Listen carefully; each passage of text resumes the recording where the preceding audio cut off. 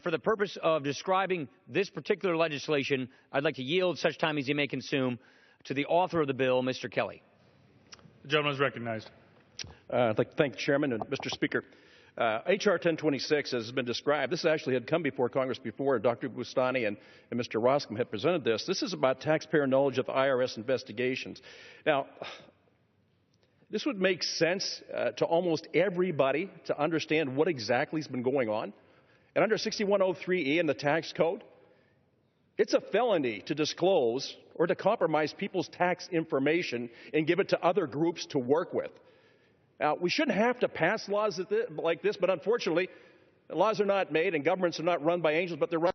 We have to have oversight over what has happened. This piece of legislation gives the same rights to those people whose information has been violated, whose information has been compromised, as it is given to IRS personnel. We found out 2 years ago, and Dr. John Eastman really made the point of it for the National Organization of Marriage, their tax information on the people, their members, was given out, and it went to Human Rights Campaign. Now, you would think by the name of that it makes sense. Human Rights Campaign, those are good people. But you cannot divulge private tax information to anybody else. It is a felony to do that. But 6103 also prevented those whose tax information was divulged. They couldn't get information on it. They weren't allowed to even inquire and weren't allowed to be informed of what was taking place. Did it in fact take place? Well, we knew it took place because it was out in the public. Secondly, who was it that divulged it? Well, we don't know. We can't talk to you about that because that's protected under the tax code. Well, is there an investigation? Can't tell you that either because that's protected. Can't tell you who it was that divulged it, who they divulged it to, is there an investigation or is there not an investigation, and at the end of it, was there proof found that this was actually done, and if so, what's the penalty for it? Those are basic tenets of what we are as Americans.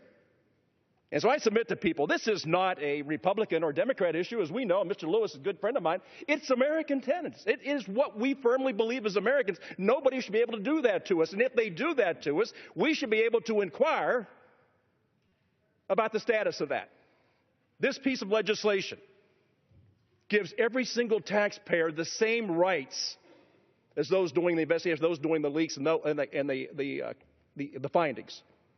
Now, if we are to restore the American people's confidence in our form of government, this is essential.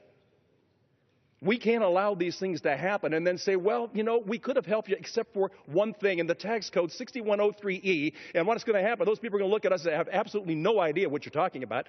Say, well, we really can't let you know what happened.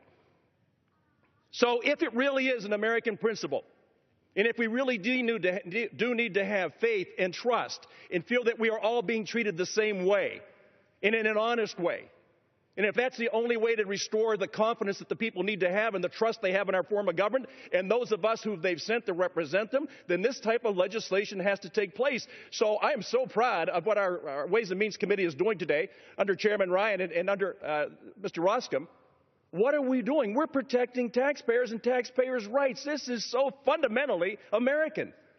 This shouldn't be anything you even have to stop and think about. So what we are proposing today is under 1026 that the taxpayers have the same information and the same knowledge of what's going on with their accounts. What's been divulged, who divulged it, is there an ongoing investigation, what were the findings of that investigation, and who's being held responsible, and more importantly than that, who's being held accountable. These are felonies.